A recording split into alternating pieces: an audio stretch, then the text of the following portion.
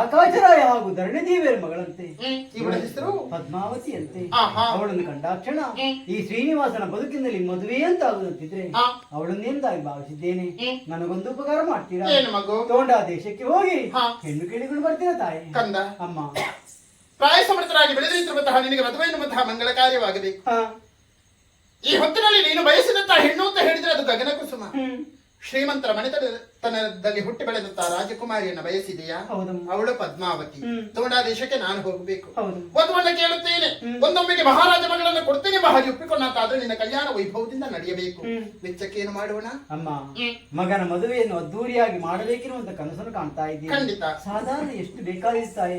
16,000 ರಾಮಟಂಕಿ ಬೇಕಾದಿತ್ತು. ಆಗಲಿ ಅಮ್ಮ, ಅದನ್ನು ನನ್ನ ಮಿತ್ರನಾದ ಕುಬೇರನಲ್ಲಿ ಸಾಲ ಮಾಡಿದ್ರೆ ಆಯ್ತು. ಕುಬೇರನಲ್ಲಿ ಸಾಲ? ಹೌದು. ಆ ಸಾಲ ಯಾವತ್ತೂ ಶೂಲಕ್ಕೆ ಕಾರಣವಾಗಕೂಡದು ಕಂದ.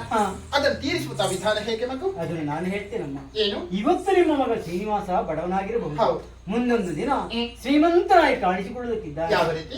7 ತಿರುಗಳುಳ್ಳ ತಿರುವಿರುವಂತ ಬೆಟ್ಟದಲ್ಲಿ ತಿರುಪತಿಯ ತಿಮ್ಮಪ್ಪನಾಗಿಯೂ ಸಕಲರ ಸಂಕಷ್ಟವನ್ನು ಪರಿಹಾರ ಮಾಡುವಂತ ವೆಂಕಟರಮಣನಾಗಿಯೂ ನಾನು ನೆಲೆಯಾಗುವುದಕ್ಕಿದ್ದೇನೆ.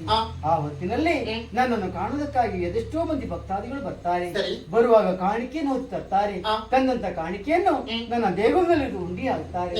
ಆ ಕಾಣಿಕೆಯಲ್ಲಿ 6ರಲ್ಲಿ 1 ಅಂಶವನ್ನು ಸಮುದ್ರರಾಜನ ಮುಖೇನ ಕುಬೇರನ ಭಂಡಾರ ಸೇರುವಂತ ವ್ಯವಸ್ಥೆ ನಾನು ಮಾಡ್ತೇನೆ. ಸಂತೋಷವಾಯಿತು ಮಗನೇ. ನಿನ್ನ ಮಾತನ್ನ ಕೇಳುವಾಗ ನಿನ್ನ ತಡ ಮಾಡುವುದಿಲ್ಲ. ತೋಂಡಾ ದೇಶವನ್ನ ಸೇರಿಕೊಂಡು ಪದ್ಮಾವತಿಯನ್ನು ಕೇಳಿಕೊಂಡು ಬರುತ್ತೇನೆ. ಶ್ರೀನಿವಾಸ ಪದ್ಮಾವತಿ ಕಲ್ಯಾಣವನ್ನು ಕಣ್ತುಂಬಿಸಿಕೊಳ್ತೇನೆ. ಶ್ರೀನಿವಾಸ ಪದ್ಮಾವತಿ ಕಲ್ಯಾಣದ ಜೊತೆಗೆ ಲೋಕಕ್ಕೂ ಕಲ್ಯಾಣವಾಗಲಿ ಎಂಬ ಹಾಗೆ ಹಾಡುತ್ತಾ